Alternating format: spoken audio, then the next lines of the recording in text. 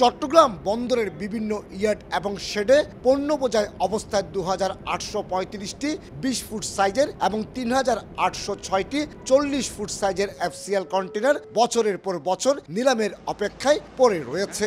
এর বাইরে 72,484 package LCL এবং 6,784 প্যাকেজ বাল্ক কার্গো নিলামে বিক্রির জন্য রাখা হয়েছে। নিয়ম অনুযায়ী আমদানির 30 দিনের মধ্যে ছাড় না হয় নিলামে বিক্রির জন্য বাই পেপার চট্টগ্রাম কাস্টম হাউজের কাছে হস্তান্তর হলো। বিক্রি দূরে থাকুক, নানা জটিলতায় নিলামও তোলা যায়নি। এই 9,000 কন্টেনার আমাদের একটা গুরুত্বপূর্ণ স্পেস দখল করে আছে। আমাদের টোটাল কন্টেনার 40,000-এর মধ্যে প্রায় 1/4 কন্টেনার এখন অকশনেবল কন্টেনার। তো সেগুলা যদি দ্রুত ক্লিয়ার হয় আমরা এখানে নতুন ইম্পোর্ট কন্টেনার রাখতে পারি, আমাদের যে ইনকাম জেনারেট হবে। চট্টগ্রাম বন্দরে বর্তমানে সর্বমোট কন্টেনার রয়েছে 35,000-এর বেশি। বন্দর কিংবা বেসরকারি অফডকগুলোর কন্টেনার সক্ষমতা যতই থাকুক, তার 30% জায়গা খালি রাখতে হয় ক্রেন, ট্রাক, কাভার্ড ভ্যান এবং কন্টেনারবাহী লরি চলাচলের জন্য।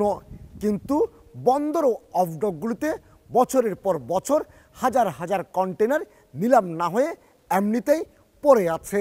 জাহাজ এবং কন্টেনার পরিচালনার সঙ্গে সম্পৃক্ত মেন লাইন অপারেটরদের তথ্য মতে সাধারণ কন্টেনার প্রতিটির দাম 5 থেকে 6,000 মার্কিন ডলার হলো। ফলের মতো পচনশীল পণ্য বহনকারী রেফার কন্টেনারের দাম অন্তত 50,000 মার্কিন ডলার। তবে বছরের পর বছর এসব কন্টেনার বন্দরে পড়ে থাকায় পরবর্তীতে সেগুলোর ব্যবহার উপযোগী থাকছে না।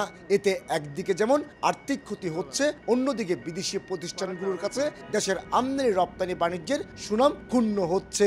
আর্থিক করতে যেমন আমাদের পার ডিএম কস্ট বা লিজ হায়ার যে কস্টটা থাকে $4 থেকে $5 পার টিউ, আবার দেখা যাচ্ছে যে এই যে কন্টেনারের যে ভ্যালুটা টোটালি এটা স্ক্র্যাপ হয়ে যায়, এই কন্টেনারটা আমরা ইউজ করতে পারি না। এতে করে আমাদের চট্টগ্রাম বন্দরের এবং সর্বোপরি আমাদের দেশের ভাবমূর্তি কিন্তু বিদেশি আমাদের যে অপারেটরগুলো আছে তাদের কাছে খুব বেশি ক্ষুণ্ণ হচ্ছে। বন্দরের প্রোডাক্টিভিটি বা ক্যাপাসিটি কমে যায়, কারণ ওই জায়গাগুলোতে অন্য কন্টেনার রেখে যে প্রোডাক্টিভিটি পাওয়া যেত বন্দরে সেটা পাওয়া যায় না। সুতরাং স্বাভাবিকভাবেই বন্দরের উৎপাদনশীলতা হ্রাস পায় এবং বন্দরের যে আয়ের ক্ষমতা সেটাও কিন্তু কমে যায়। এমনিতে চট্টগ্রাম কাস্টম হাউসের অকশন শেড নানা ভাঙাচোরা পণ্যে ভরাট হয়ে আছে। এই অবস্থায় স্থান সংকুলন না হয় এসব কন্টেনার যেমন নিজেদের অকশন শেডে এনে রাখতে পারছে না, আবার আইনি জটিলতায় নিলামও দেখা দিয়েছে দীর্ঘসূত্রিতা।